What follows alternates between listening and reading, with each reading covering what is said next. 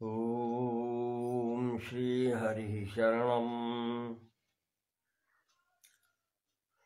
वेदांतार्थ प्रकाशेन जगदांध निवारकान् सर्वाचार्याग्रगण्यास्थान् वन्दे शङ्करदेशिकान् परवाक्यरसाभिज्ञान् सज्जनान् ब्रह्मवित्तवान्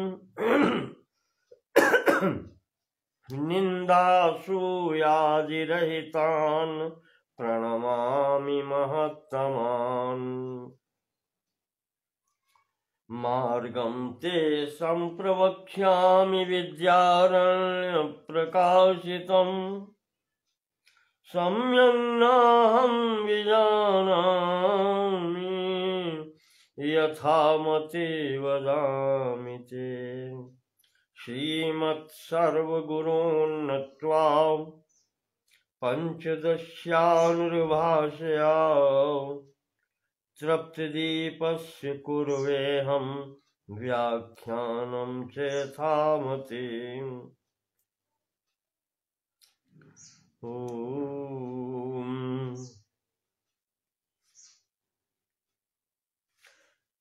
गत दिनों की तरह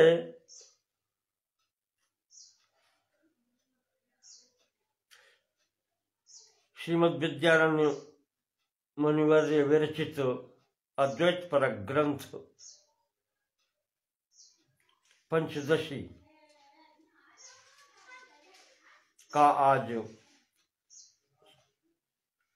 सप्तम प्रकरण प्रारंभ करते हैं। इस प्रकरण का नाम है तृप्ति दीप प्रकरण।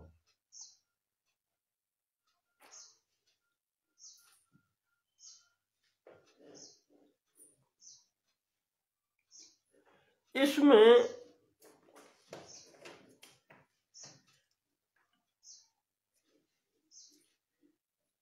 जीवन मुक्त व्यक्ति की अवस्था में किस प्रकार तृप्ति की अनुभूति होती है,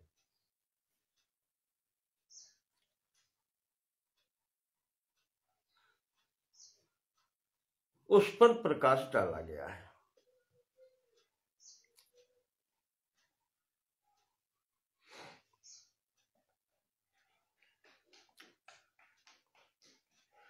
आत्मानं चेद् विजानीयात्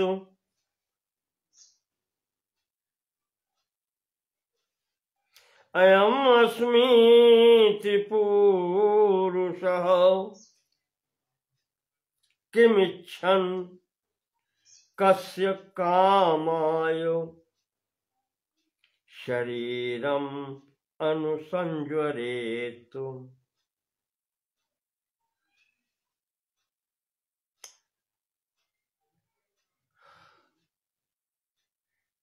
स्वामी जी ने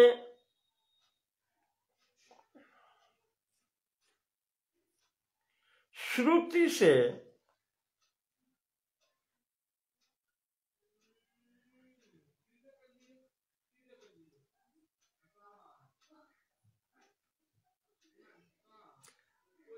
एक बात उठाई है, यहां पर एक मंत्र लिया है।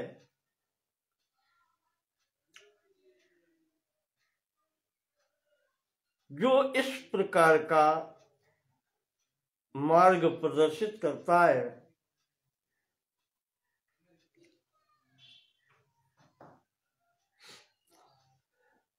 कि जीवन मुक्त को तृप्ति कैसे अनुभूत होती है।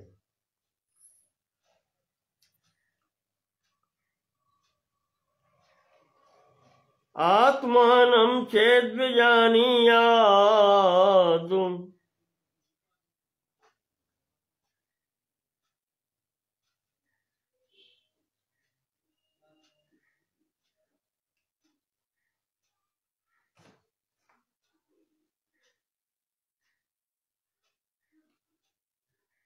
यदि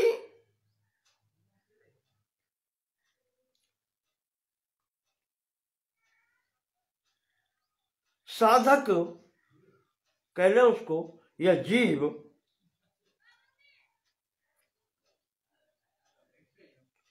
आत्मा को जान ले,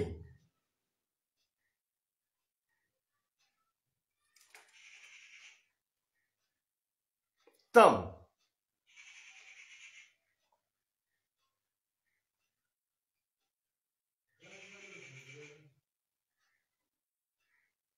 वह किम इच्छन कस्य कामाय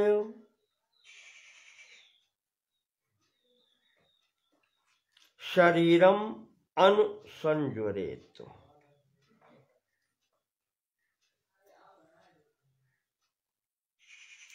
यहां प्रश्न उठाया गया है कि जब तत्व ज्ञान हो गया तो फिर वो व्यक्ति भोगों के पीछे क्यों भागता फिरे, क्यों दुख उठाता फिरे।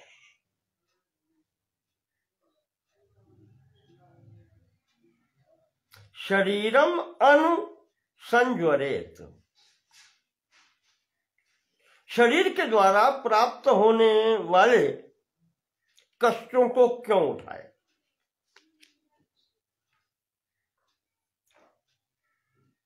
किम इच्छन, फिर उसको कामना किस बात की है। कस्य कामाय, क्या सोच करके या क्या कामना लेकर के उस शरीर से प्राप्त होने वाले भोगों के पीछे भागता फिरे।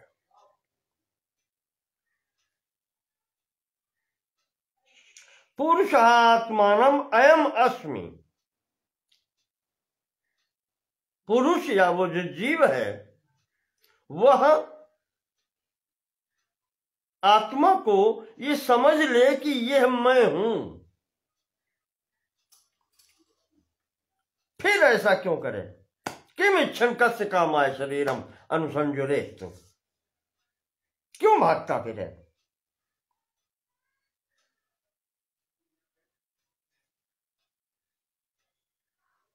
ये श्रुति वाक्य है।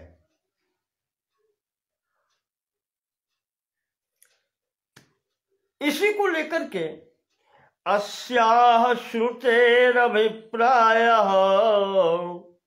सम्यग अत्र विचार्यते। स्वामी जी कहते हैं कि इस प्रकरण में हम इस श्रुति के अभिप्राय पर विचार करेंगे कि ये श्रुति क्या कह रही है। जीवन मुक्त से या तृप्ति, इसके साथ ही जीवन मुक्त को जो तृप्ति प्राप्त होती है सातेन विशदायते, इस श्रुति पर विचार करते हुए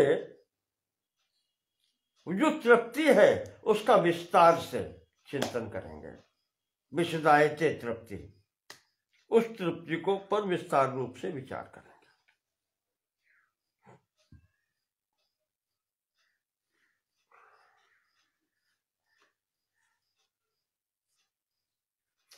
जैसे आपको पीछे बताया था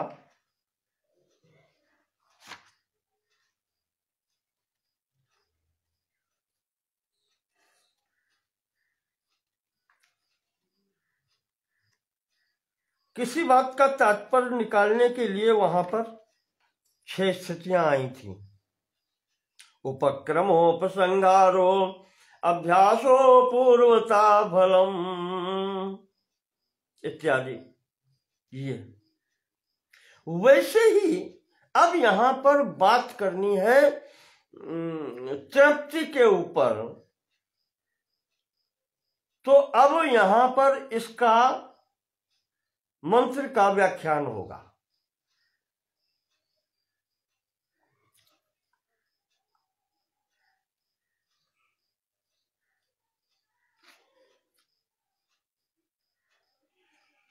तो जैसे वहां पर तात्पर्य निर्णय के लिए 6 प्रकार बताए गए थे, ऐसे ही यहां पर व्याख्यान के भी 5 चीजें होती हैं मुख्य।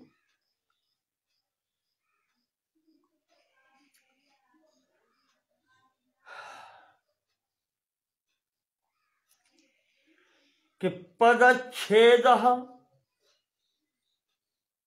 किसी मंत्र का या श्लोक का या उसका जब व्याख्यान करते हैं तो विचार क्या क्या करते हैं। पदच्छेद पदार्थोक्ति विग्रहो वाक्य योजना आक्षेपोथ समाधानम व्याख्यानम पंचधामतम। व्याख्यान 5 प्रकार का। पहले पदच्छेद, पदों को अलग अलग करना। फिर पदार्थोक्ति, प्रत्येक पद का अलग अलग अर्थ करना। विग्रहो,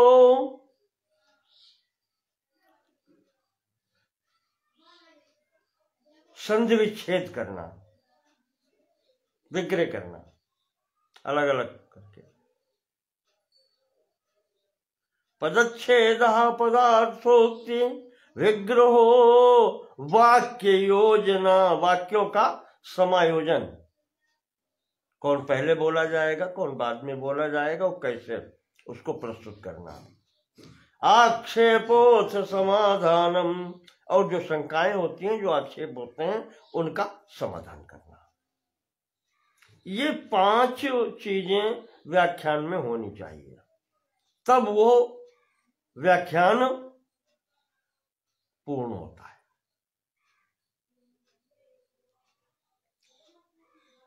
उसी आधार पर यहां स्वामी जी अब विचार करते हैं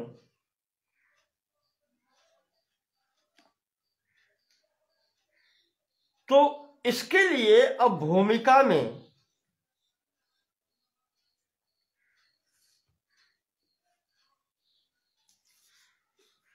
पीछे जो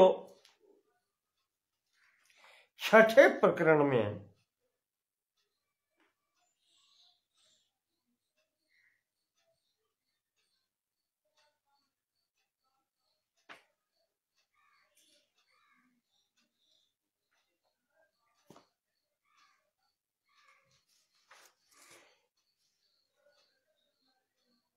आया था, वहां पर उसको उठाते हैं। कुछ भूमिका में बताना पड़ता है तो याद दिलाते हैं कि हम पीछे 6ठे प्रकरण में बता चुके हैं। माया भासेन जीवेशौ करोति श्रुतत्वतः।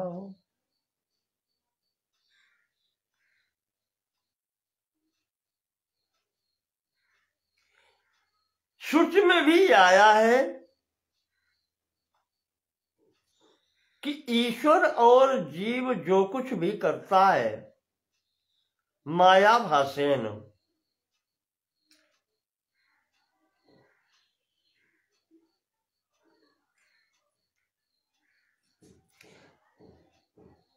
माया में जो आभास होता है परब्रह्म का, जिसको चिदाभास कहते हैं, वही चिदाभास शुद्ध सत्व प्रधाना प्रकृति में जब आभासित होता है तो माया कही जाती है, और वो जो चिदाभास है वो ईश्वरत्व की संज्ञा वाला है। और वही अविशुद्ध सत्व प्रधाना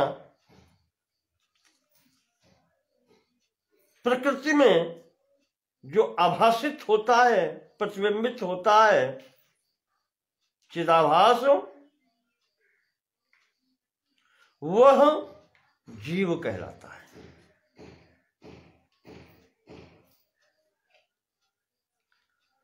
और यही दोनों माया भासेन जीवेशौ, इस माया में ही भाषित, उस प्रकृति में ही आभासित जीव और ईश्वर, यही दोनों आगे सृष्टि करते हैं। कल्पितावेव जीवेशौ ताभ्याम सर्वम प्रकल्पितम, और यह दोनों जीव और ईश्वर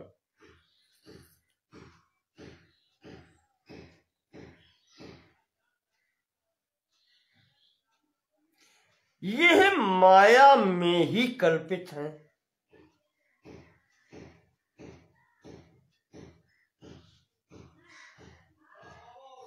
माया भासम, चिदाभास जो है,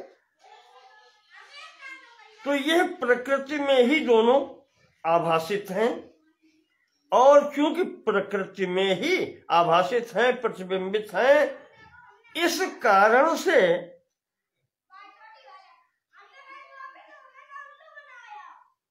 शब्द आता है कल्पित। ये कल्पित है, आभास कल्पित। प्रतिबिंब किसी बिंब का होता है।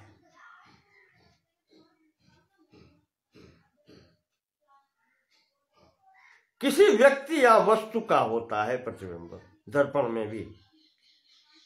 तो ये दर्पण के अंतर्गत जो प्रतिबिंब है, उसी प्रकार से, जिस प्रकार से वो प्रतिबिंब आभासी है, वास्तविक नहीं है। वास्तविक वस्तु तो बिंब अलग है। यहां पर वही आप याद दिलाते हैं, क्योंकि माया में प्रतिबिंबित है, शुद्ध सत्वभावापन्न है तो माया उसी का नाम है। और मलिन सत्वभावापन्न जो है, उसमें जो चिदाभास है वो जीव कहलाता है, और वो प्रकृति कहलाती है अविद्या। अविद्या वशगस्तो अन्यः, वो अविद्या के वश में होकर के जीव हो जाता है। और यहां पर माया शुद्ध सत्वभावापन्न जो है, यह ईश्वर से वशयति सत्, वो ईश्वर के वश में होती है। पर यहां पर कहा है कि ईश्वर और जीव जो उसको नाम दिए गए हैं, ये दोनों चिदाभास हैं और ये माया द्वारा कल्पित हैं, और इनसे ही आगे अन्य कार्य होते हैं। तस्माद आत्मनः आकाशा संभूता, वहां पर जो है वो चिदाभास उससे ही है, चैतन्याधिष्ठान से चैतन्य और जाड्य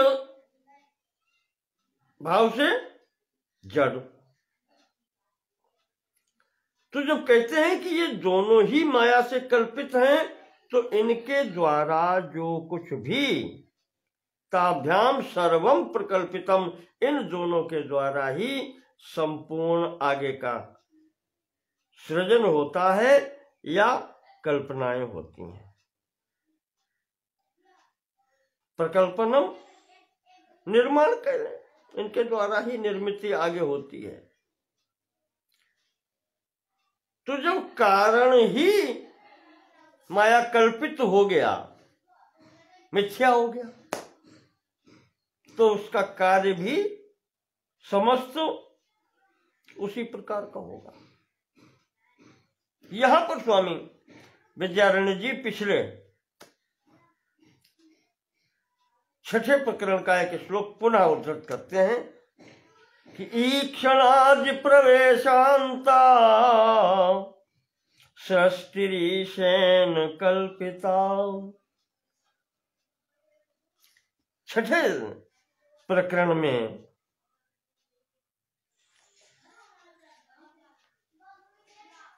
213वां श्लोक था, वही पुनः उद्धृत करते हैं। ईक्षणाज प्रवेशांता। अब यहां पर जो ऊपर कह दिया है कि जीवेशो करोति,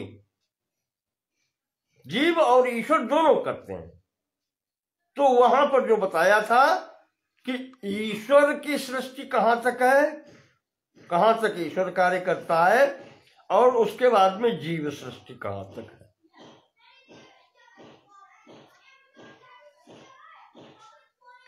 वही श्लोक यहां करते हैं कि ईक्षणादि प्रवेशांता सृष्टि ईशेन कल्पिता स एक्षत एको हम बहुश्याम। वहां से प्रारंभ करके और प्रवेशांता, उसमें अनुप्रविष्ट होकर होना, अर्थात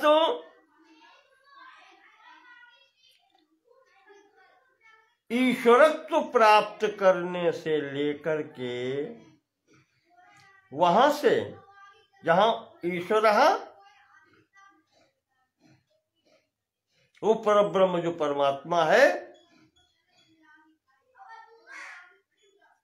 माया विमम वशीकृत स ईश्वरताम ब्रजेत।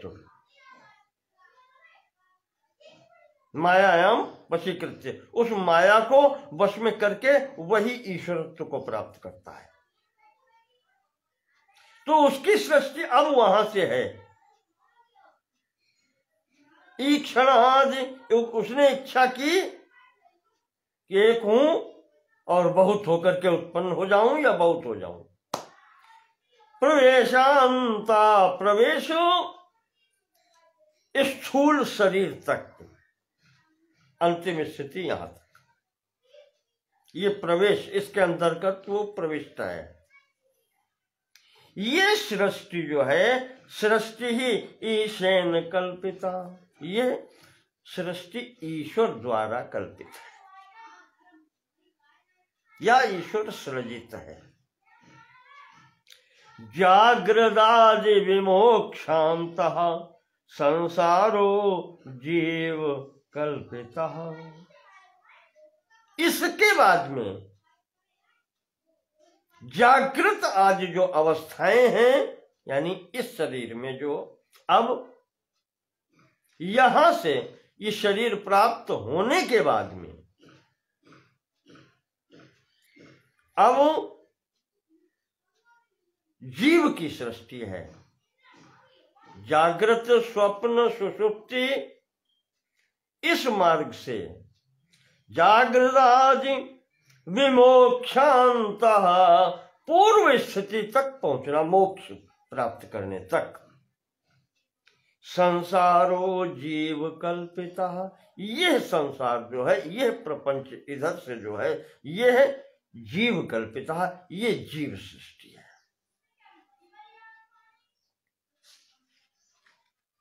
सब पीछे बता चुके हैं, अब उसी को आप संक्षेप से समझते चलें।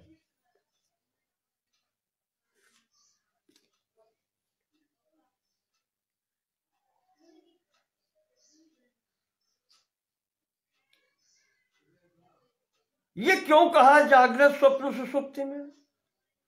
ये इसीलिए कहा कि इन अवस्थाओं को जीव अपने में मानता है।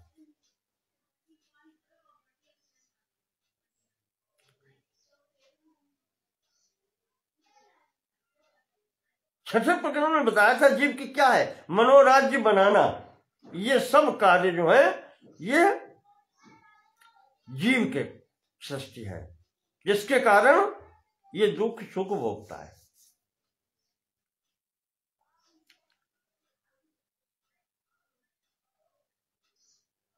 जो इसे अहम भाव आ जाता है प्रारंभ से ही, चिदाभास जो अविशुद्ध भावापन्न प्रकृति या अविद्या में जो चिदाभास होता है, वो इसका कारण शरीर कहा जाता है ना, आनंदमय कोश। और वहां ही इसमें जब ये मैं हूं, ये वृत्ति जो आती है तो इसे सूक्ष्म देह की प्राप्ति हो जाती है। अर्थात विज्ञानमय कोश, मनोमय कोश और प्राणमय कोश।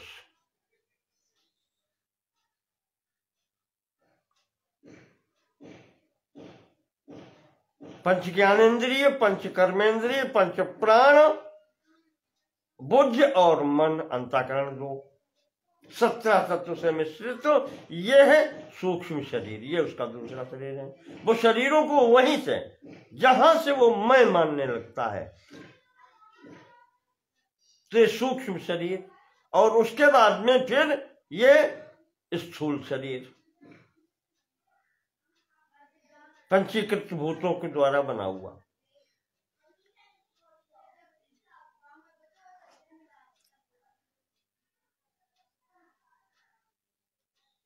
इन शरीरों को मैं मानता हुआ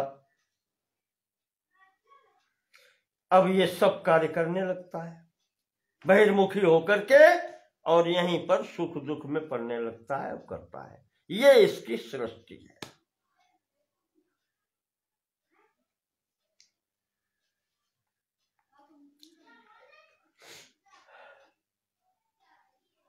स्वामी जी कहते हैं कि भ्रमाधिष्ठान भूतात्मा कूटस्था संग चिद्वपु।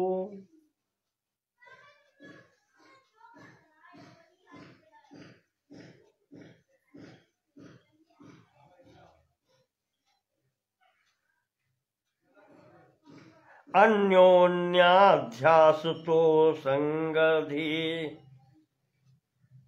अन्योन्याध्यास तो संगधेस्तु जीवोत्र पुरुषः।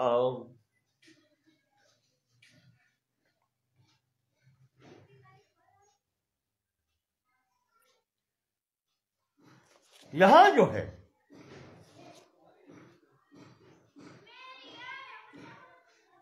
पुरुष शब्द लेते हैं, जो पहले ही श्लोक में आया, आत्मानम चेद विजानी याद अयम अस्मिति पुरुषः। वो पुरुष जो है, जीव जो है, वो अपने को अयम अस्मि इति आत्मा को अपना स्वरूप जान ले तो फिर क्या रह जाता है, उसी पर विचार हो रहा है। भ्रमाधिष्ठान भूतात्मा कूटस्था संग चिद्वपु। देखो वहां पर 2 शब्द प्रयोग किए गए थे। एक चिदानंदमय ब्रह्म, परब्रह्म, और दूसरा शब्द प्रयोग हुआ था कूटस्थ। पीछे बता चुके हैं, फिर भी थोड़ा सा इशारा कर दें यहां पर क्या स्थिति है।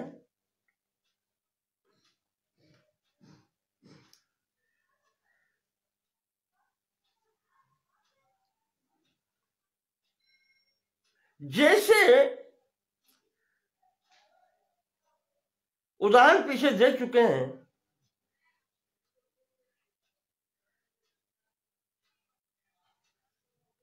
महाकाश, मेघाकाश,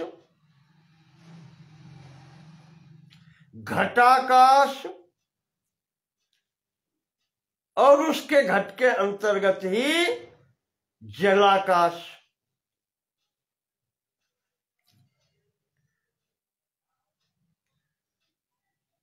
मैंने आपको बताया था कि उस मेघाकाश में जो चिदाभासित है वह मेघाकाश की भांति महाआकाश का जो भाग झांकता दिखलाई पड़ता है वो ईश्वरत्व संज्ञा वाला है। पूर्ण परात्पर पर ब्रह्म से जो शुद्ध सत्व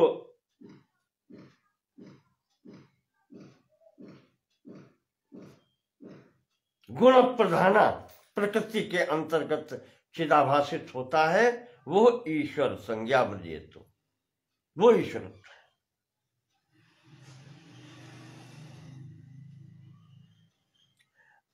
और जो अविशुद्ध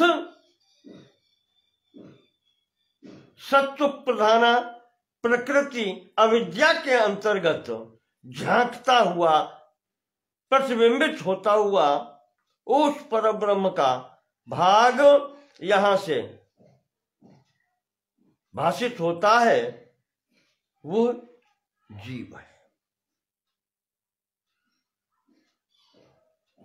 तो जैसे घट के अंतर्गत जल भरा हुआ है, उसमें जो महाआकाश का प्रतिबिंब आभासित हो रहा है, प्रतिबिंब जो आ रहा है, वो संपूर्ण महाकाश उसमें समाहित नहीं है, उसका कुछ भाग उसके अंतर्गत दिखलाई पड़ता है।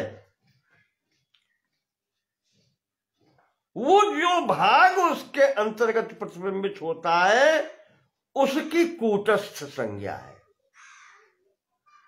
वो महाकाश का ही अंश है जो प्रतिबिंबित होकर के यहां पर जलाकाश कहला रहा है।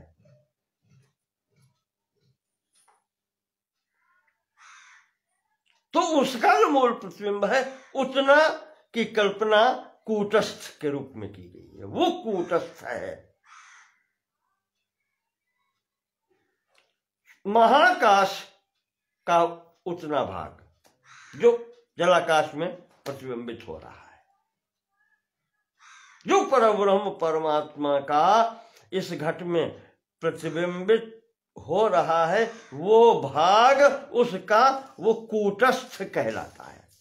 और संपूर्ण में जब समस्त में विचार करते हैं, उसी को परब्रह्म कहते हैं। तो ब्रह्माधिष्ठान भूतात्मा,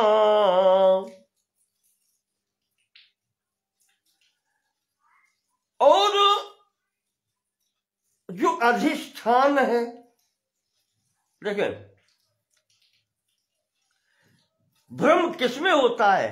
बिना अधिष्ठान के भ्रम की स्थिति नहीं है। कुछ होगा तभी तो भ्रम होगा। तो उस भ्रम का जो अधिष्ठान है, वो ये दोनों जो हैं,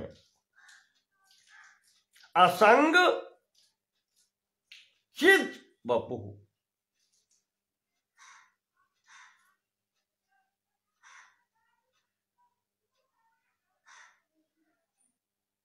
दोनों है।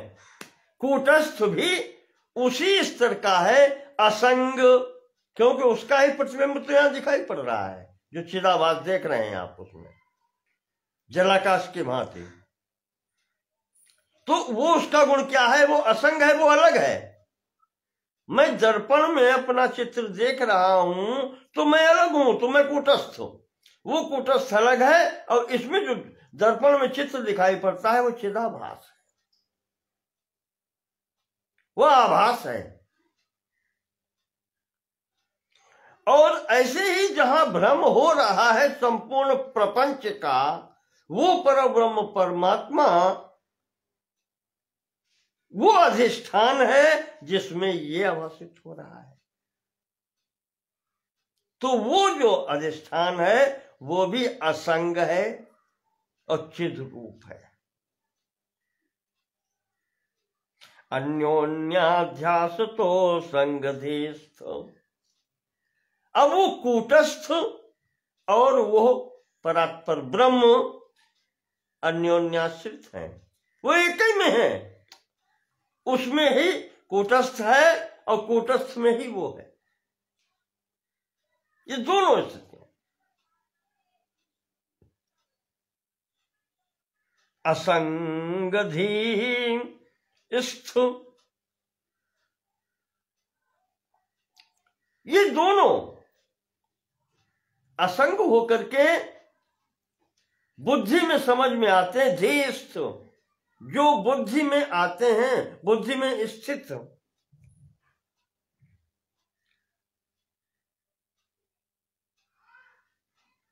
जीवोत्र पुरुषः, वो जीव है और उसी को पुरुष कहते हैं। अब इतना कहने का तात्पर्य क्या हुआ? वो जो चिदाभासित हो रहा है, ऐसे अगर आप देखें तो दर्पण में जब प्रतिबिंब देखेंगे तो उस प्रतिबिंब में चैतन्यता नहीं है, उस आभास में चैतन्यता नहीं है। वो चैतन्यता ग्रहण कर रहा है या जो चलता फिरता दिखलाई पड़ रहा है, वो चैतन्यता है उस कूटस्थ के द्वारा। इसीलिए कहते हैं कि वो कूटस्थ उसमें अनुप्रविष्ट हुआ। श्रीमद् भागवत के 3 स्कंद में आया है, नोतिष्ठत् तदा विराट। जब तक वो प्रविष्ट नहीं हुआ तब तक विराट उठा नहीं। सृष्टि हो चुकी, लेकर के बुद्धि से लेकर के और स्थूल शरीर तक इंद्रियां, मन और सब कुछ बन चुका, लेकिन उठा नहीं। न उत्तिष्ठत् तदा विराट। विराट जगत प्रपंच ये उठा नहीं। कब उठा? जब वो प्रविष्ट हुआ।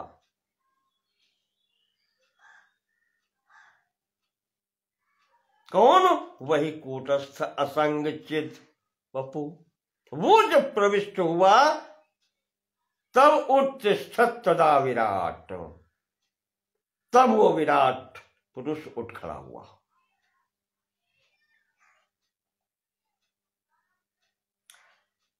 तो जो वो अनुप्रविष्ट हुआ वही पुरुष है।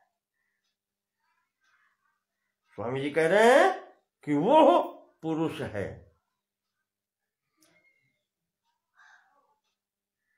स्वामी शंकराचार्य जी ने कई व्युत्पत्तियां दी हैं उसमें। मुझे याद है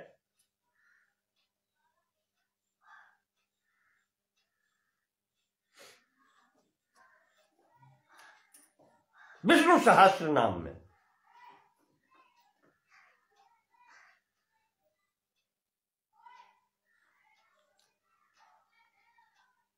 पूर्व उन्होंने बताया है, इस शरीर को कहते हैं।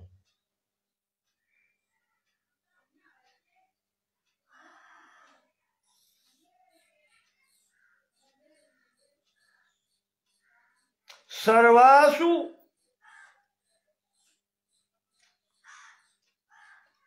पुरीषु शयते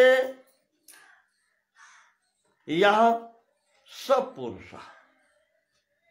संपूर्ण शरीरों में जो शयन करता है या प्रविष्ट होता है वह पुरुष है।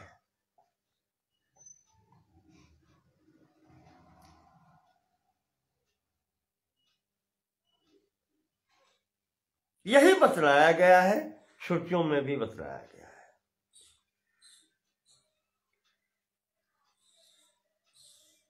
और इसी को ही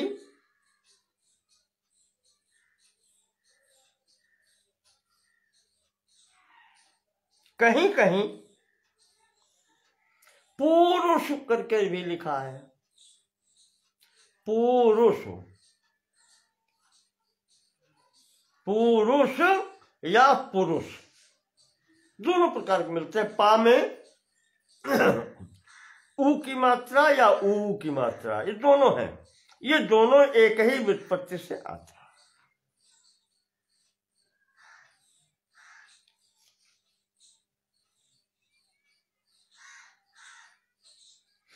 कहने का तात्पर्य यह है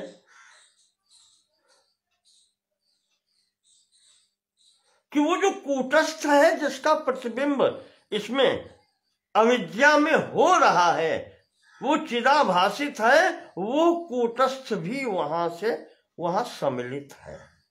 और वही जब अनुप्रविष्ट होता है प्रतिबिंब में भी, तब यह कार्य प्रणाली आगे बढ़ती है। और इस कारण से उस, कह सकते हैं आप, उस कूटस्थ की ही संज्ञा पुरुष है।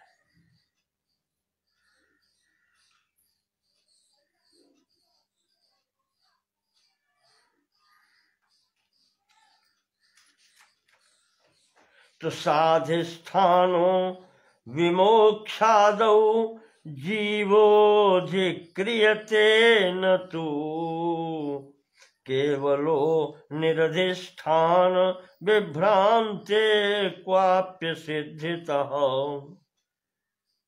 तो अब ये जो जीव है, अब जैसे कूटस्थ को भी ले लिया, क्योंकि वो प्रविष्ट है, अनुप्रविष्ट है, केवल जड़ कुछ नहीं कर सकता।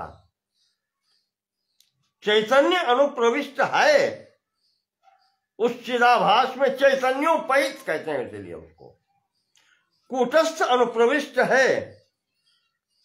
तो स्वामी जी कहते हैं कि साधिष्ठानो, अब अधिष्ठान अलग नहीं है।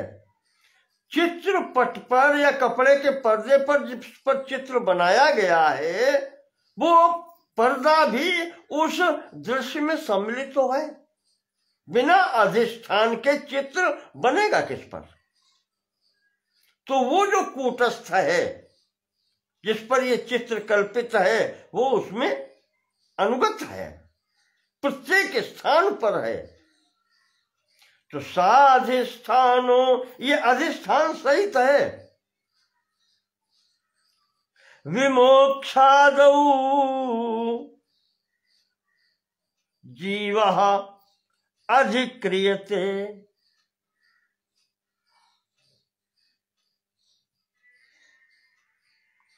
वो प्रविष्ट है, अधिष्ठान सहित है, वही जीव है। और वो जीव ही लेकर के यहां से, जहां बताया था जागृत अवस्था से लेकर के जागृत स्वप्न और सुषुप्ति तक और विमोक्षांत मोक्ष तक जो स्थिति है,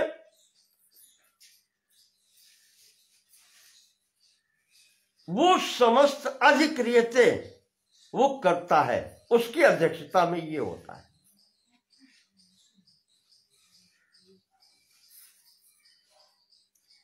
उसका अधिकार क्षेत्र ये है, अधिक्रियते। यहां पर वो अधिकार का अपना प्रयोग कर सकता है, ये उसके अधिकार क्षेत्र का सीमा है। न तो केवलो, जो केवल है, जो कूटस्थ है, परम ब्रह्म है, न तू केवल, वहां नहीं उसका अधिकार है। निरधिष्ठान विभ्रांते क्वाप्य सिद्धिता, क्वापि निरधिष्ठान विभ्रांते असिद्धिता। क्योंकि बिना अधिष्ठान के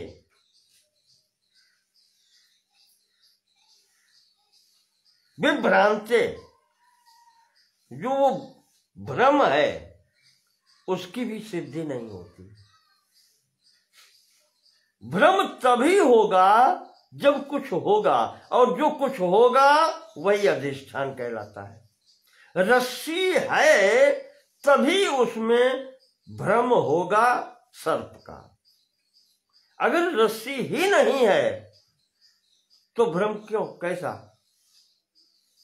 तो रस्सी अधिष्ठान है जिसमें सर्प का भ्रम हो रहा है। भ्रम के लिए आवश्यक है वो अधिष्ठान का, कि जिसमें भ्रम होता है।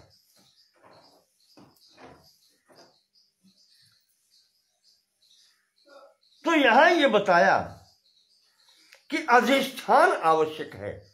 यहां पर चैतन्य अधिष्ठान कूटस्थ के रूप में है,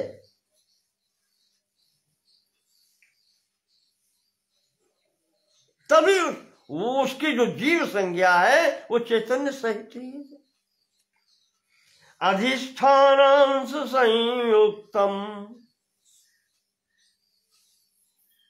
अधिष्ठान जो है उससे संयुक्त होकर के ही भ्रमांशम अवलंबते, भ्रम स्थित होता है। जितने अंश अधिष्ठान का जो अंश है उसमें ही भ्रम का अंश होता है।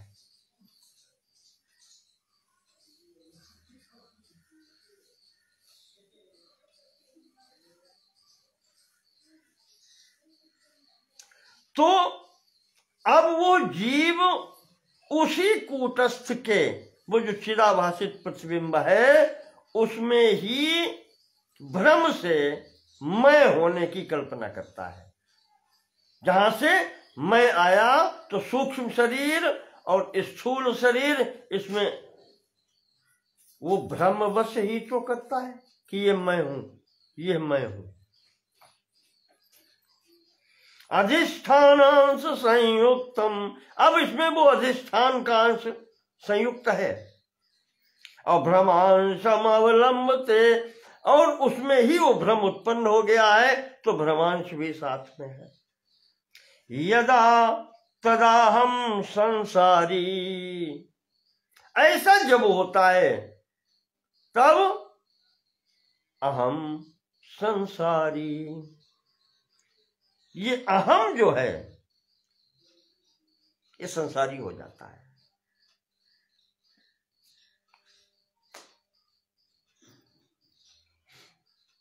जब वो मान लेता है ये मैं हूं, सूक्ष्म शरीर से और फिर बाद में स्थूल शरीर से, जब इसको समझ लेता है कि ये मैं हूं, तो वहीं से वो अहम संसारी, ऐसा कर लीजिए कि मैं संसारी हूं, ये स्वीकार कर लेता है, मान लेता है।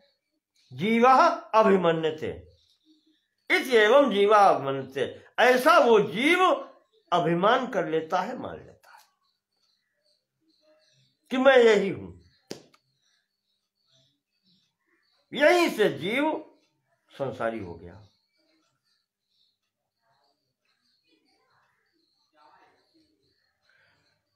भ्रमांशस्य तिरस्काराद् अधिष्ठान प्रधानता। अब यहां पर जो भ्रमांश है, जिसको उसने अपना कहा कि मैं ये हूं, मैं संसारी हूं, यही तो भ्रम है। अधिष्ठान तो मूल कूटस्थ है। तो जब वो ये अनुभव कर ले, भ्रमांशस्य तिरस्काराद्, तो अधिष्ठान प्रधानता, चित्रपट का पर्दा जो है पीछे कपड़े पर जो है, तो यह भ्रम जो ऊपर चित्र दिखाई पड़ता है, इसको हटा करके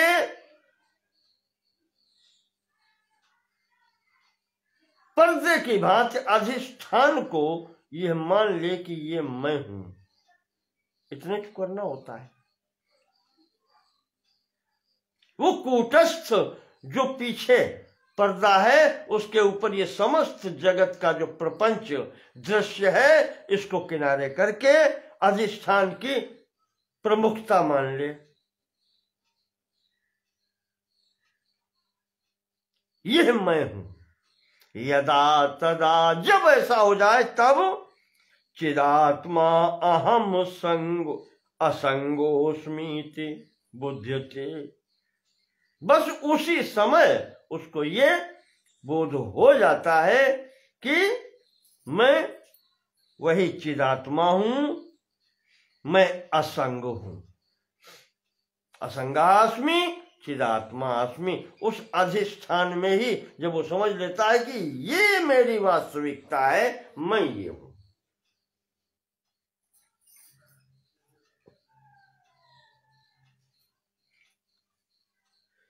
न संगेहं कृतिर्युक्ता, कथमस्मीति चेत् शृणु।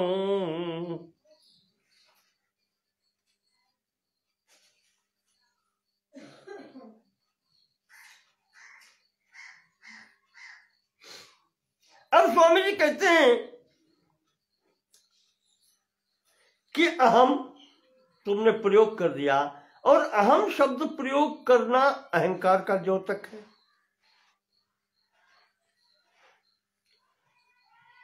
असंगे अहम कृतिर्युक्ता कथम, जब उसे आप कह रहे हैं कि वो असंग है, असंग का तात्पर्य यह है कि कहीं उसकी आसक्ति है ही नहीं। और जब अहम कहेंगे तो यहां पर अंतःकरण की स्थिति आ गई। अब वो अंतःकरण युक्त हो गया, बुद्धिमान लग गए। अब वो असंगी कहां रहा? ना संगे अहम कृतिर्युक्ता, असंग होने पर अहम भाव कैसे युक्त हो गया? कथम अस्मि इति चेत्, मैं हूं कैसे आ गया? शृणु, सुनो कैसे। एको मुख्यो द्वौ अमुख्यौ इत्यर्थस्त्रिविधा।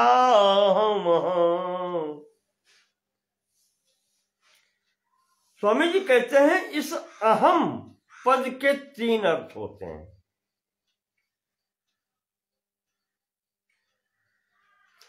जिनमें से एक है मुख्य,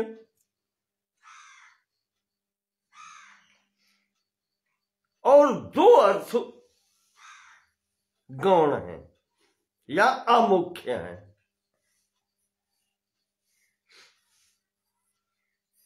कैसे देखें आप, स्वामी जी स्पष्टीकरण देते हैं अहम किन के लिए कैसे प्रयोग होता है। अन्योन्याध्यास रूपेण कूटस्थाभासयोर्वपु, एकीभूय भवेन्मुख्य तत्र मूढ़ै प्रयुज्यते।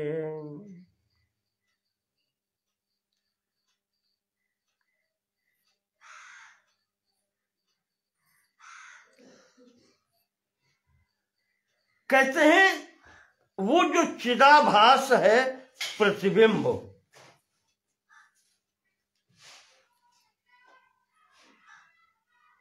और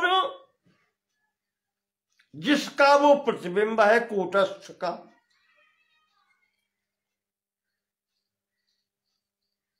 कूटस्थ और उसका प्रतिबिंब चिदाभास, दोनों को मिश्रित करके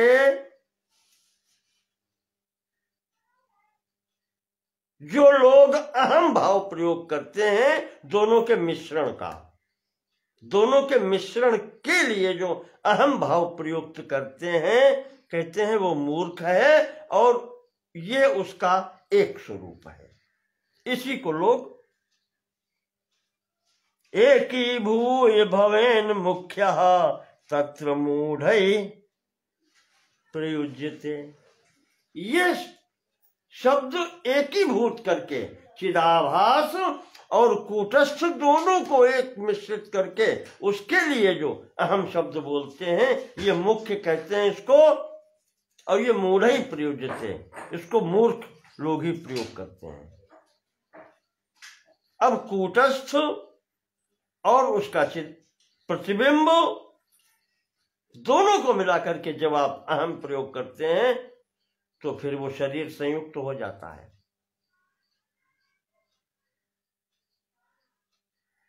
अहम किसके लिए प्रयोग कर रहे हैं? मैं राजा हूं,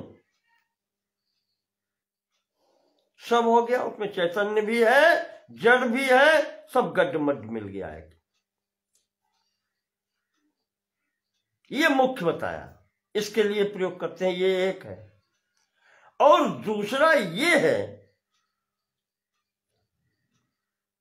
कि वो जो कूटस्थ है, जिसका प्रतिबिंब है ये, उस कूटस्थ के लिए अहम प्रयोग होता है। ये अमुख्य वाले दो अर्थ, अमुख्य में दो अर्थ हैं।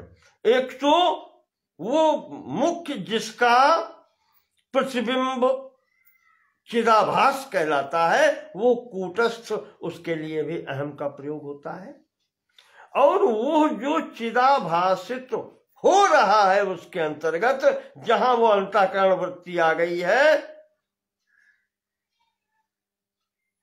वो बुद्धि और मन सहित वाली, उसके लिए भी मैं का, अहंकार वही होता है, उसका मैं का प्रयोग करते हैं।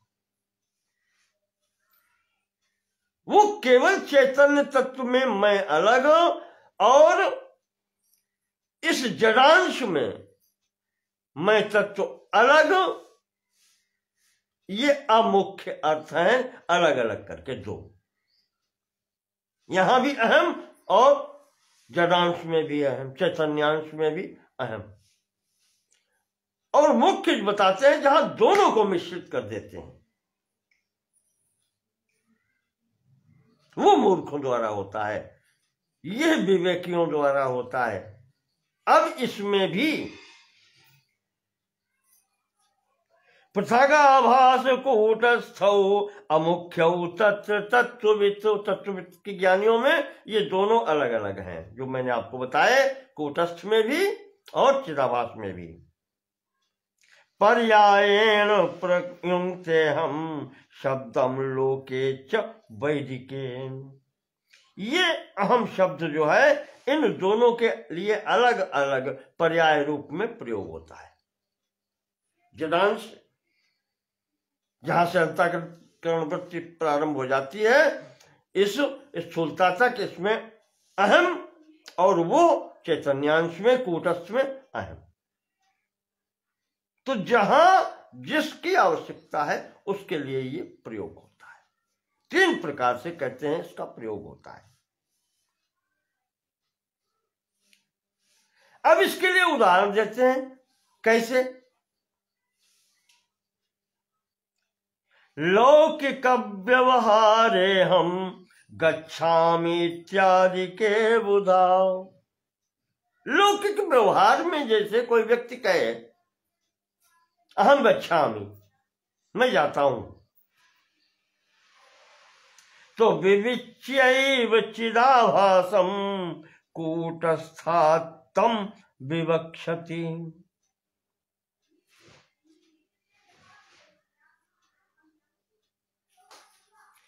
तो जानते हो क्या कहता है? उसका तात्पर्य ये है, मैं जाता हूं, जब वो कहता है तो यहां पर अहम गच्छामि, अहम शब्द से सूचित ये हो रहा है कि ये शरीर जा रहा है। कूटस्थ तो एक स्थान पर है, वही परब्रह्म परमात्मा, उसी को तो कूटस्थ की भी संज्ञा है। तो वो तो कहीं जाता आता नहीं है, तदेजति तन्नैजति, न वो चलता है न फिरता है, कुछ नहीं, न कुछ करता है, तो उसमें तो गतिशीलता है नहीं।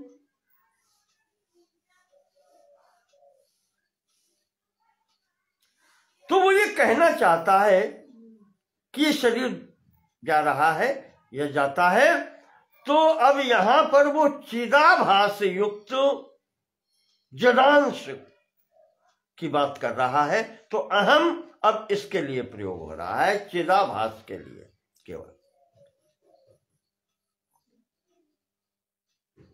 विविच्यैव चिदाभासम, अगर विवेक करके देखें, विवेचना करके देखें, तो वो उस चिदाभास के लिए प्रयोग कर रहा है।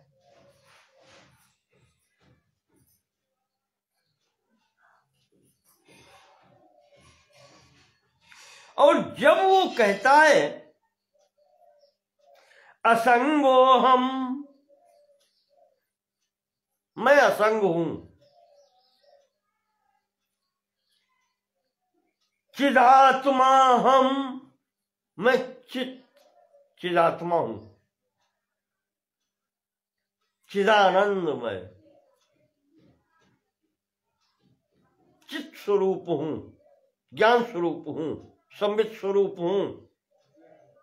चिदात्मा अहम, अहम चिदात्मा, अहम असंगः। तब वो कूटस्थातम विवक्षते, तो वो कूटस्थ के लिए वो अब वहां पर प्रयोग कर रहा है आम। लौकिक व्यवहार में जो प्रयोग होता है तो वो चिदाभास के लिए होता है, और अध्यात्म व्यवहार में जब प्रयोग होता है तब अहम शब्दम प्रयुंक्तेयम कूटस्थे केवले बुधा। इस प्रकार से जब वो कहता है मैं असंग हूं, मैं चिदात्मा हूं, मैं चित स्वरूप हूं, तो वो उस कूटस्थ की तरफ इशारा करता है। वो उस कूटस्थ के लिए ये बातें अहम का प्रयोग करता है। अहम शब्द का प्रयोग इस प्रकार से होता है।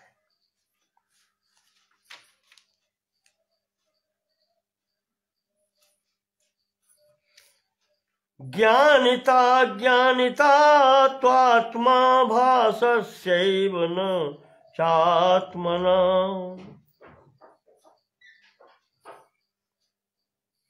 तथा च कथमाभासः कूटस्थोऽस्मीति बुध्यताम्।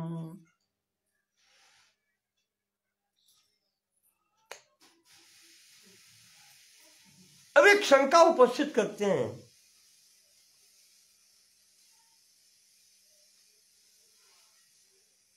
कि जानना और न जानना, ज्ञानित्वम अज्ञानित्वम,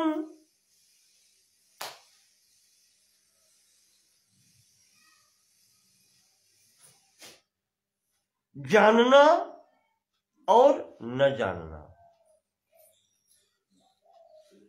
यह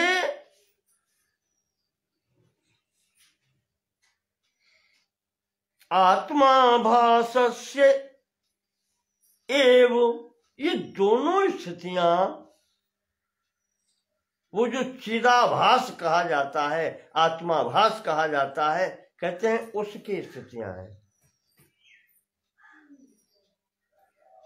मैं जानता हूं, मैं नहीं जानता हूं, दोनों स्थितियां उसी की हैं।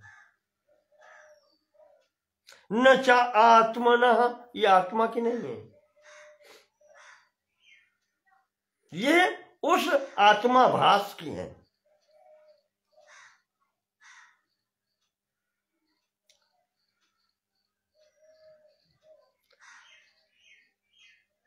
तो कथम आभासः कूटस्थः या कूटस्थो अस्मि इति बुद्धताम। यहां पर जो दोनों गुण हैं, ज्ञान और अज्ञान, वो गुण हैं चिदाभास के, तो वो कूटस्थ कैसे हो सकता है? कहने का तात्पर्य ये है, ये प्रश्न उठाते हैं कि जो आपने कहा कि इस चिदाभास के लिए भी अहम का प्रयोग होता है और उधर कूटस्थ के लिए भी अहम का प्रयोग होता है, और ये विवेक से होता है। विवेकिनो या विवेचितो, ज्ञान। तो कहते हैं कि ज्ञान, ज्ञानिता अज्ञानिते, ज्ञानित्व और अज्ञानित्व दोनों ये चिदाभास में होता है।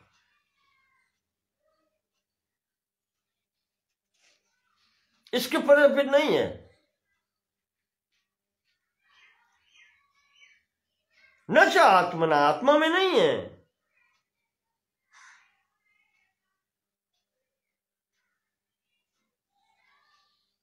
तो अब चिदाभास को फिर क्या कूटस्थ कह देंगे? प्रतिबिंब को बिंब कह देंगे? कथम, कैसे कहेंगे?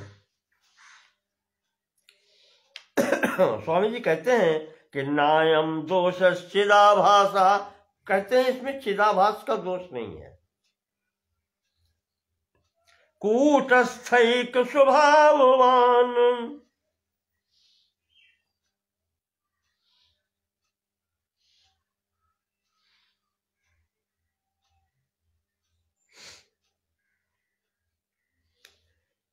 जो चिदाभास, स्वामी जी कहते हैं नायम दोष, ये दोष नहीं है जो तुम कह रहे हो, ये दोष नहीं लगता यहां पर। चिदाभास, चिदाभास में ये दोष नहीं लगता, क्योंकि वो चिदाभास जो है कूटस्थैक स्वभाववान, वो चिदाभास जो है वो कूटस्थ के ही स्वभाव वाला है। जैसा जैसा कूटस्थ चलेगा या बिंब जैसा जैसा कार्य करेगा, ठीक आप देखते हैं प्रतिबिंब भी वैसा ही करता है।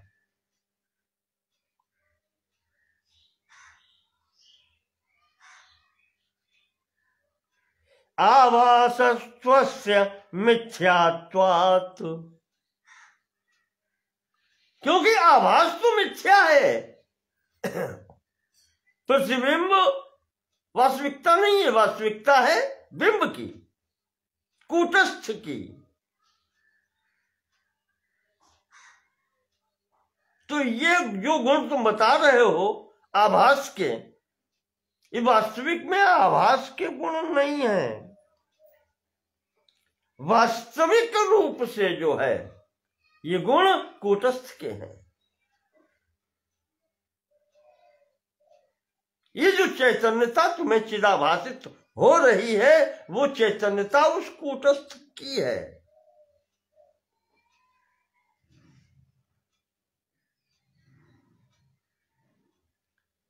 आभास तो मिथ्या है, प्रतिबिंब मिथ्या है।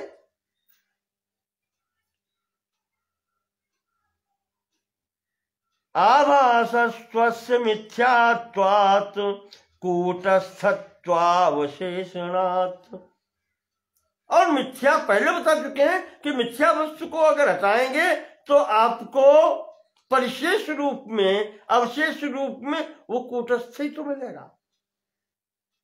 वास्तविकता जो है वो कूटस्थ की है, आभास तो मिथ्या है। इस प्रकार से यहां पर इसका किया, शंका का समाधान करते हैं। कूटस्थोस्मीति बोधोपि मिथ्याच्चेन्नेति को वदेत्,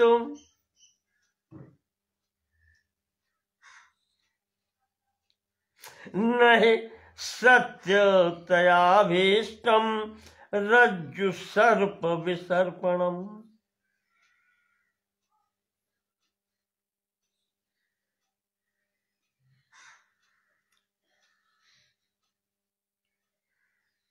कहते हैं कि यहां पर एक बात और उठती है,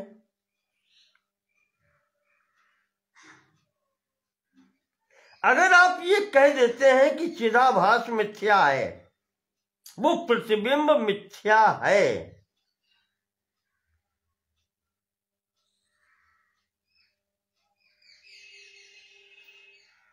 तो उसका बिंब भी वास्तविक कैसे हो गया? ज्ञान और अज्ञान आधारित है, वहां पर चिदाभास में हो रहा है, भ्रम हो रहा है ना। भ्रम किसमें है? चिदाभास में है। उसी आधार पर ये शरीर है, वहीं पर मैं की अनुभूत हो रही है, यही भ्रम है।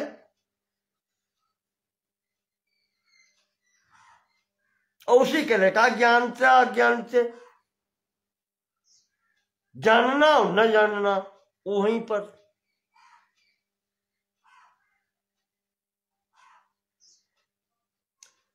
तो कहते हैं कि कूटस्था अस्मि इति बोधा अपि मिथ्या चेत।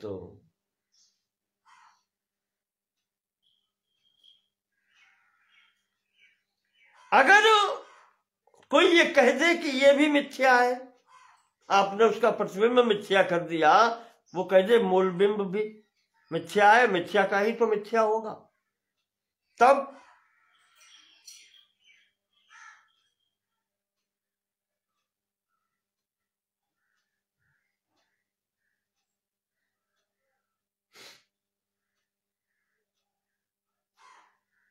न ही सत्यतयाभीष्टम, कहते हैं कि ये सत्य नहीं है।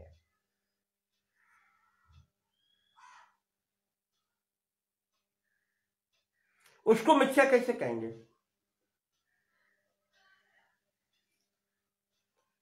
जैसे रस्सी में भ्रम से सर्प का आभास हो रहा है। कभी कभी तो ऐसा होता है कि प्रकाश कम हो तो लगता है कि वो हिलडुल रहा है, गति हो रही है सर्प में।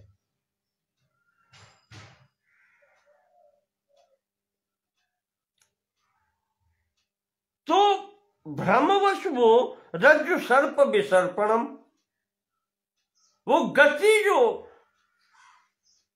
विसर्पणम, हिलने डुलने की जो गति है, वो भी मिथ्या है। और जब वो भ्रम दूर होता है तो वो गति भी मिथ्या होती है।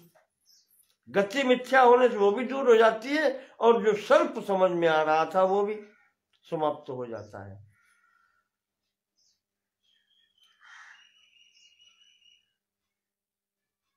तो इस प्रकार से वो, पर वो जो रस्सी है वो तो मिथ्या नहीं हो सकती, कूटस्थ मिथ्या नहीं हो सकता। उसमें आश्रय से जो भ्रम है वही मिथ्या होते हैं। तादृशेनापि बोधेन संसारो ही निवर्तते, बिल्कुल ठीक इसी प्रकार से तत्व ज्ञान हो जाने पर, तत्व बोध हो जाने पर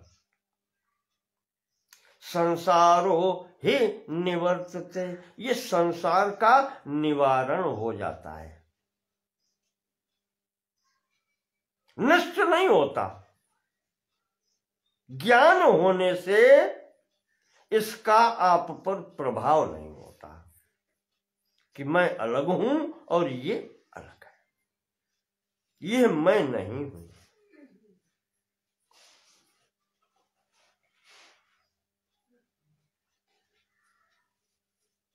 यक्षानुरूपो ही बलि इत्याहुर्लौकिका जना,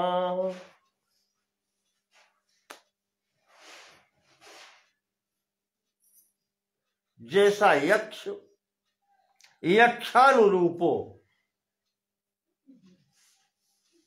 यक्ष के अनुरूप उसको भेंट दी जाती है, बलि दी जाती है।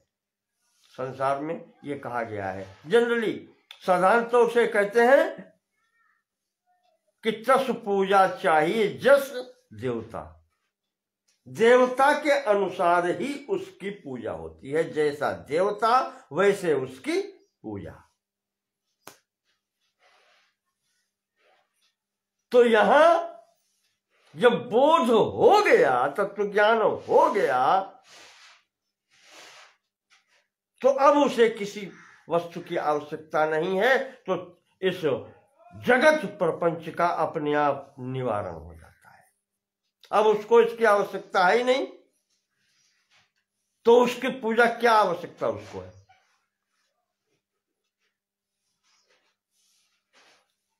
अर्थात इस जगत प्रपंच की आवश्यकता उस तत्वबोध युक्त साधक को नहीं रहती।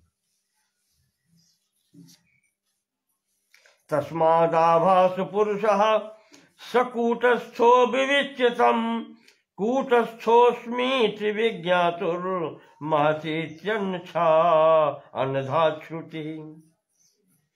इस कारण से विवेक प्राप्त कर लेने पर, ज्ञान प्राप्त कर लेने पर, जब ये ज्ञान हो जाता है कि ये चिदाभास अलग है और मैं कूटस्थ हूं, मैं बिंब हूं, मैं प्रतिबिंब नहीं हूं, ये जब उसे बोध हो जाता है।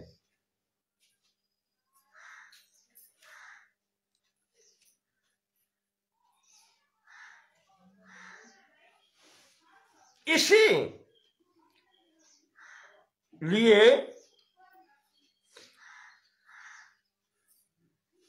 यहां पर अस्मि शब्द का प्रयोग किया गया है। पहले अहम का बताया, अहम किसके लिए? कूटस्थ के लिए। और उसी के लिए जब यहां पर अहम हो गया कूटस्थ, तो कहते हैं कूटस्थ के लिए ही अस्मि, हूं है, ये शब्द अस्ति, अस्तिस्ता संत, ये जितने भी पद हैं ये सत्ता के प्रतीक हैं, अस्तित्व के प्रतीक हैं। वो वस्तु वास्तविक रूप में है लग जाता है तो उसकी सत्ता स्वीकृत हो जाती है।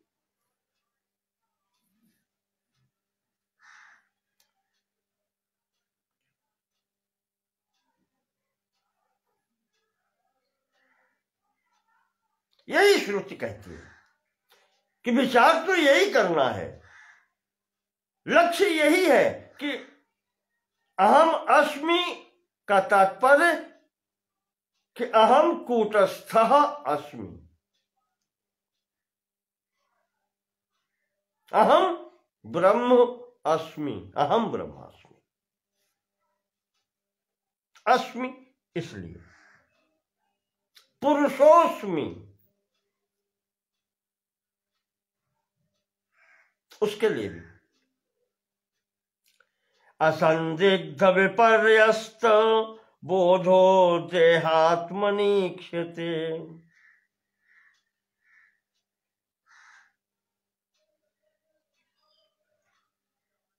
तद्वदन्नेति निर्णेतुम, तद्वदत्रेति निर्णेतुम अयम इत्यभिधीयते।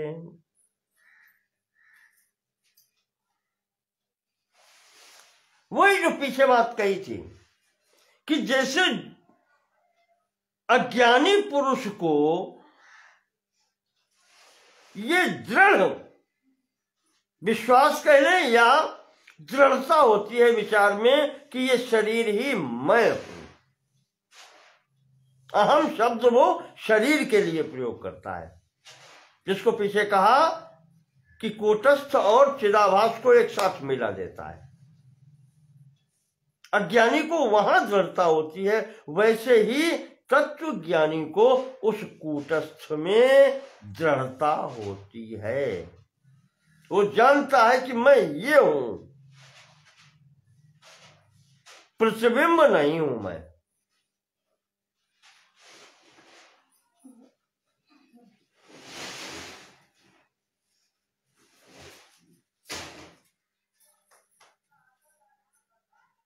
और यही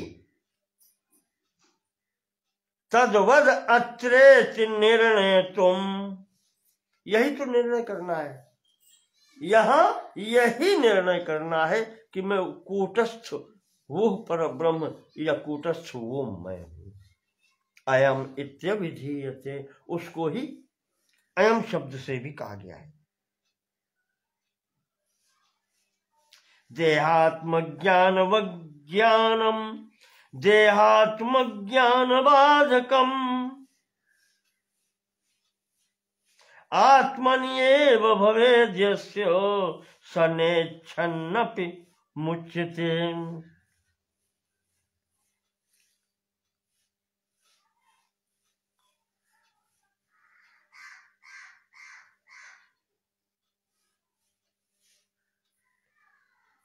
स्वामी जी कहते हैं कि जिस समय उसको ये दृढ़ ज्ञान, दृढ़ बोध दृढ़ हो जाता है कि ये कूटस्थ ही मैं हूं, ये शरीर मैं नहीं हूं, बस उसी क्षण वो मुक्त हो जाता है।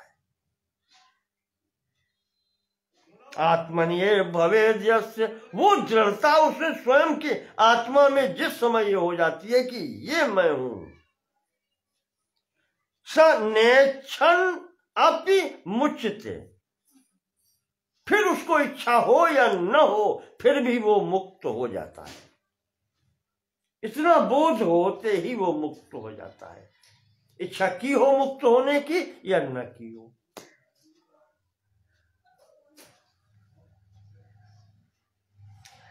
अयम इत्यपरोक्षत्वम् उच्यते चेत् तदुच्यताम् स्वयं प्रकाश चैतन्यम अपरोक्षम सदा यतः। वह जो कहा था अयम आत्मा ब्रह्म, उसी के आधार पर चल रहे हैं ना।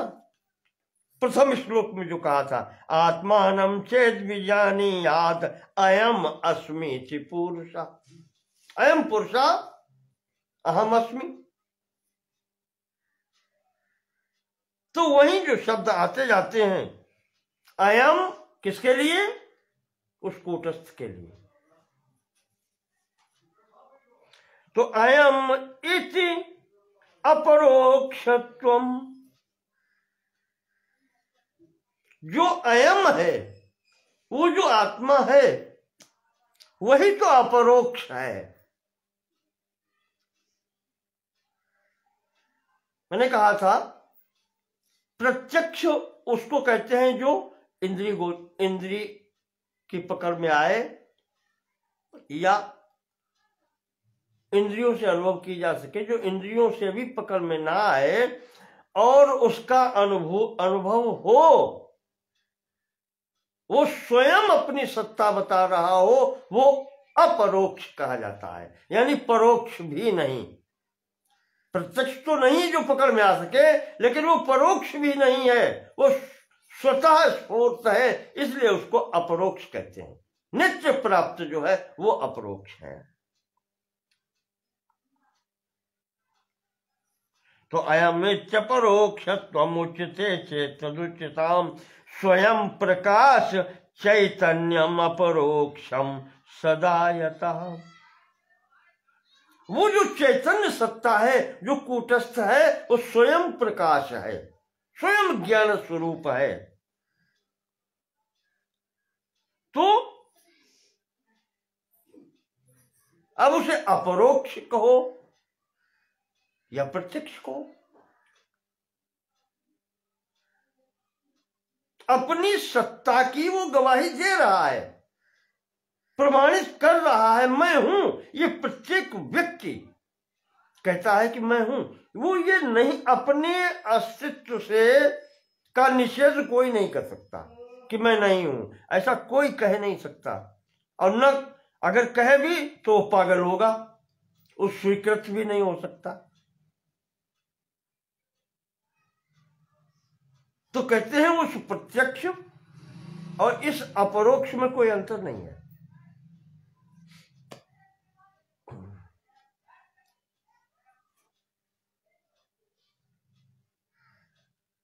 क्योंकि जैसे अयम शब्द को यहां पर इसलिए कहा है, अयम घटा, अयम पटा, ये घड़ा है, ये कपड़ा है, ये अलग अलग है। तो ये तो जड़ वस्तुओं के लिए भी अयम शब्द प्रयोग कर दिया। और यहां पर आप कहते हैं अयम आत्मा ब्रह्म, आत्मा के लिए, चैतन्य के लिए भी अयम शब्द प्रयोग कर दिया। स्वामी जी कहते हैं इससे कोई अंतर नहीं पड़ता। भाषा की एक सीमा है, मर्यादा है, और कोई जहां पर अप्राप्य मनसा सा कह चुके हैं पहले, जहां पर इंद्रियां उनकी ये कुछ नहीं पहुंचते हैं, फिर भी उसके विषय में जब कुछ कहना होता है तो शब्दों का प्रयोग तो करना पड़ता है। तो कहते हैं इसका अयम का प्रयोग करना उसके लिए भी इससे कोई अंतर नहीं पड़ता, केवल बताने के लिए करना पड़ता है ऐसा, इससे कोई हानि नहीं है। और वैसे ही प्रत्यक्ष और अपरोक्ष की बात आई, अपरोक्ष को अगर प्रत्यक्ष भी कह देते हैं तो उसका भी कोई हानि नहीं है।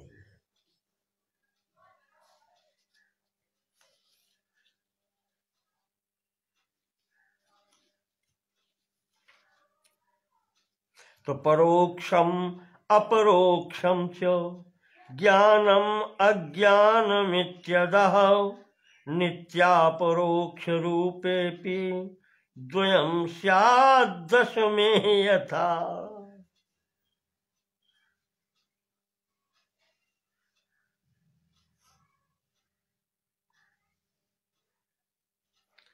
कहते हैं कि ये आत्मा जो है स्वयं ज्ञान स्वरूप है, तो क्योंकि पकड़ में नहीं आती, प्रत्यक्ष में अर्थात परोक्ष है, पर नित्य है, अनुभूत है, उसके सत्ता से कोई इनकार नहीं कर सकता, इसलिए वह अपरोक्ष है।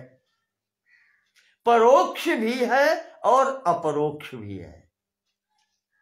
परोक्ष इसलिए है कि इंद्रिय ग्राह्य नहीं है, प्रत्यक्ष नहीं है, इस कारण से परोक्ष है। और अपरोक्ष इसलिए है कि वो सत्ता नित्य है, उसका निषेध नहीं हो सकता, वो अपनी उपस्थिति स्वयं बतला रही है। और ज्ञानम अज्ञानमित्यदः,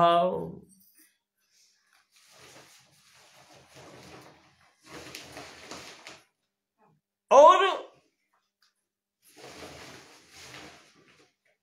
ज्ञान स्वरूप भी है, और ज्ञान का विषय भी है। स्वस्वरूपानुसंधानम, अपने स्वरूप का अनुसंधान करना या अपने स्वरूप की खोज करना या अपने स्वरूप को का ज्ञान प्राप्त करना। तो ज्ञान स्वरूप का ज्ञान कैसे प्राप्त हो? और फिर उसमें यह भी आता है कि मैं नहीं जानता, यह भी तो ज्ञान है। मैं नहीं जानता ये शब्द भी तो ये कहता है, ये ज्ञान किसको है तो ज्ञान ही जो ये कह रहा है कि मैं नहीं जानता, अपने अज्ञान को भी जो जानता है। तो ज्ञान और अज्ञान दोनों नित्यापरोक्ष रूपेऽपि, यह दोनों स्थितियां जो नित्य अपरोक्ष रूप आत्मा है, उसमें दोनों स्थितियां सिद्ध हैं कि परोक्ष भी अपरोक्ष भी, ये ज्ञान भी अज्ञान भी इसी में सिद्ध है। कैसे? द्वयम स्याद् दशमे यथा। एक कहानी का दिया है। कैसे? 10वें मनुष्य की भांति, 10वें यथा।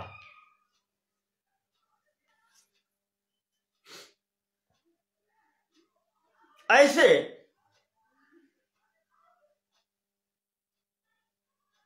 घर से 10 लोग निकल के चले कहीं कोई कार्य करने के लिए एक साथ।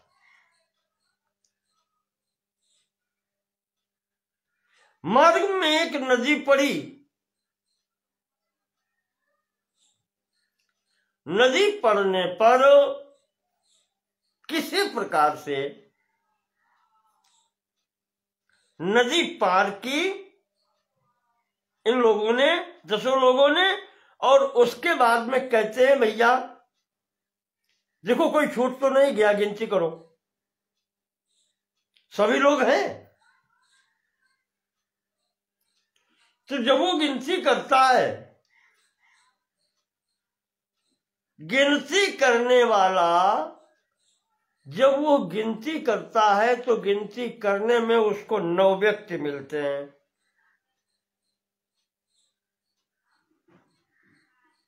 अब वो कहता है नहीं भैया एक कहीं गायब हो गया, 9 ही हैं।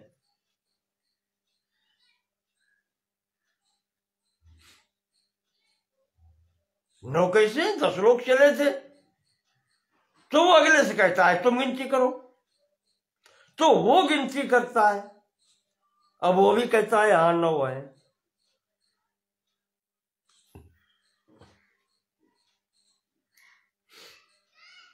वो कहता है कि 9 है। इतने में आपस में अभी ये परेशान सभी कि 10 लोग चले थे, 9 रह गए, 10वां कौन है जो छूट गया। तो नव संख्या है ज्ञानो 10मो विभ्रमा तदा।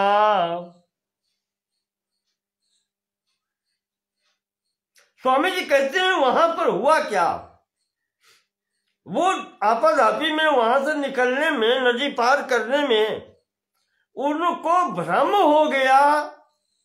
उस भ्रम के कारण जब वो गिनते हैं तो उनको 9 ही मिलते हैं। नवेति दशमोस्मीति वीक्षमाणो पितान्नव। उस भ्रम के कारण जो गिनने वाला व्यक्ति है उसको अपने समक्ष 9 ही दिखाई पड़ते हैं। अब इसको भ्रम क्या है?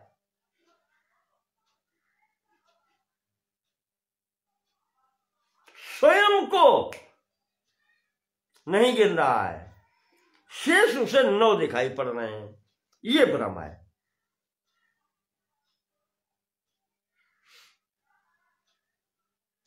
वही स्वामी जी यहां पर कहते हैं कि वो 10वां जो है, कूटस्थ जो है, वो कूटस्थ को भूल रहा है, अपने को भूल रहा है और शेष 9 को गिनता है, जबकि 10वां उसमें सम्मिलित है। परोक्षम अपरोक्षम चो ज्ञानम अज्ञानम इत्यदा। वो अपनी सत्ता को भूल गया, इस कारण से उसको वहां 9 मिलते हैं। तो नित्यापरोक्ष रूपे पी, वो नित्य है, वो स्वयं दृष्टा है, वो स्वयं गिनने वाला है और अपने को भूल गया कि गिन कौन रहा है।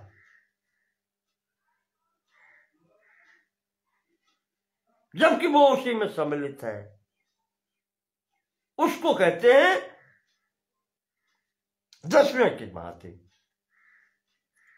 10वें यथा, वो 10वां पुरुष कौन है, उसके कारण नवेति दशमोस्मीति वीक्षमाणो पितान्नव। वो 9 को गिन करके ये उस भ्रम के कारण, भ्रमित के कारण ये सोच ही नहीं पाता कि 10वां मैं हूं। न भाति नास्ति दशम, क्योंकि उसको न तो दिखाई पड़ता है 10वां वहां, और न तो उसका आभास हो रहा है। अज्ञान जब तक उसको भ्रम है तब तक वो केवल 9 ही उसको दिखाई पड़ते हैं।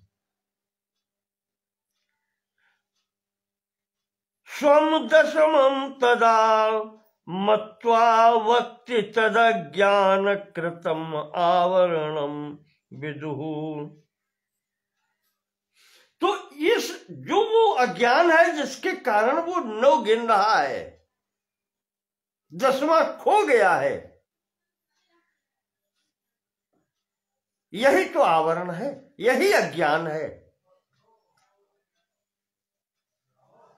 तत् अज्ञान कृतम आवरणम, यही अज्ञान के कारण जो आवरण पड़ गया है वो आवरण कहलाता है।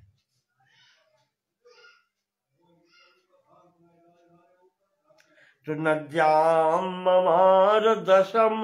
अब जब उसको ये, जब तक पता नहीं चलता है, ये अज्ञान जब तक उसको रहता है तब तक वो ये सोचता है कि 10वां नदी में डूब गया, मर गया, बह गया। इति शोचन प्ररोदिति, और ये सोच करके रोता है। जितने हैं वो सब गिनते हैं, उन्हें सामने 9 ही दिखाई पड़ते हैं और अपने को वो अज्ञानवश भूला बैठा है। और वो कहता है हाँ 10 लोग चले गए थे, 9 ही रह गए, एक नदी में डूब के मर गया। प्ररुदन शोचन थी, इस शोचन प्ररोदिति, ये सोचते हुए रोता है, बैठ के कि 10वां मर गया।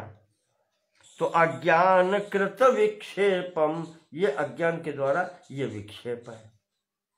पहली बात तो आवरण वो दिखलाई नहीं पड़ता, 10वां अज्ञान के कारण ये तो है आवरण, और फिर वो बैठ के रोता है, शोक करता है, यह है विक्षेप कि मर गया।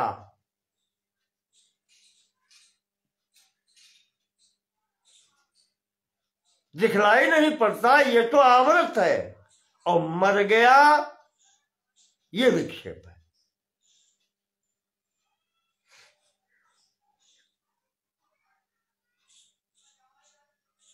और ये दोनों चीजें अज्ञान के कारण हो रही हैं, आवृत्ति और विक्षेप। तो नम्रतो दशमोस्ति श्रुत्वाप्त वचनम तदा, इसी समय एक कोई बाहरी व्यक्ति, आप्त व्यक्ति, जिस पर सबको विश्वास है, वो आया, उसने पूछा क्या हुआ। ये बताते हैं कि हम 10 लोग चले थे, अब 9 रह गए और एक मर गया नदी में। तो वो सबको खड़ा करता है और फिर वो गिन के दिखाता है। नम्रतः दशमोस्ति, तब वो बताता है कि 10वां मरा नहीं है। श्रुत्वा आप्त वचनम तदा, उस आप्त पुरुष का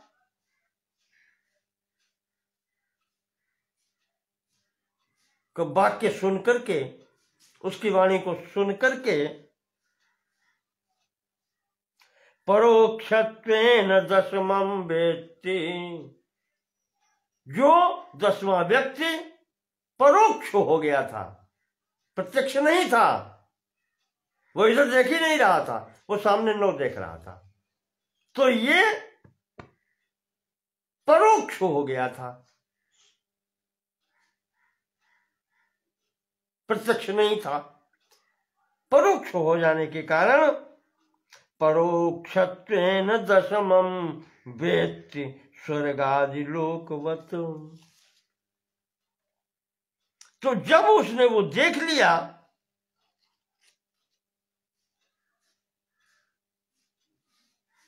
अब वो आप्त पुरुष चाहे शास्त्र हो और चाहे गुरु हो,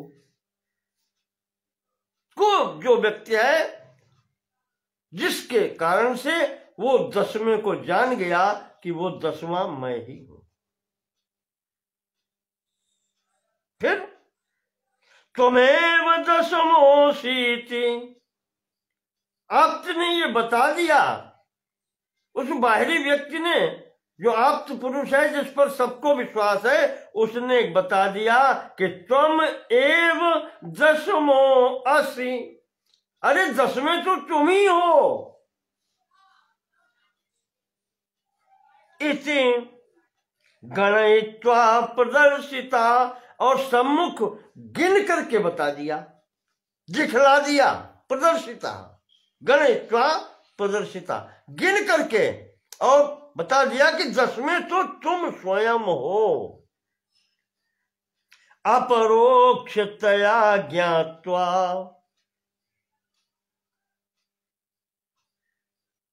जो परोक्ष था और तुम अपने को भूल गए, नित्य प्राप्त तुम ही गिन रहे हो, तुम अपरोक्ष अपने को तुमने गिना ही नहीं, क्योंकि प्रत्यक्ष नहीं थे, तुमने परोक्ष मान लिया, पर तुम्हारी सत्ता है, तुम ही गिन रहे हो। इसी प्रकार अपरोक्ष की सत्ता है, जो ये ज्ञान प्राप्त कर रहा है या जो ज्ञान प्राप्त करना चाहता है, जो ज्ञान स्वरूप है, वो नित्य प्राप्त है, स्फूर्त नित्य है। ये अपरोक्षता है। अपरोक्षतया ज्ञात्वा ह्रस्यति एव न रोदिति, जैसे अपरोक्ष आत्मा को साधक जान लेता है कि मैं ये हूं, और जैसे वो 10वां व्यक्ति जब जान लेता है अरे 10वां तो मैं ही हूं, तो रोना बंद कर देता है, उसके समस्त दुख नष्ट हो जाते हैं। इसी प्रकार से जब वो आप तो व्यक्ति, चाहे शास्त्र हो या गुरु हो, वो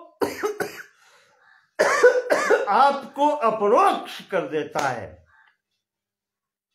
जो परोक्ष आप सोच रहे थे, नहीं अपनी सत्ता से इनकार, भ्रमवश अपने को देख ही नहीं रहे थे, और वो अपरोक्ष आपको ही आपके समक्ष कर देता है, तो समस्त कष्ट इस प्रकार से अपने आप दूर हो जाते हैं।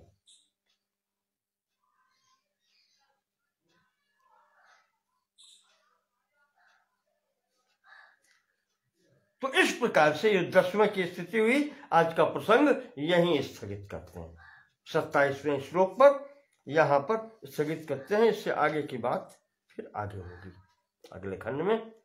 नमो नमः, धन्यवाद।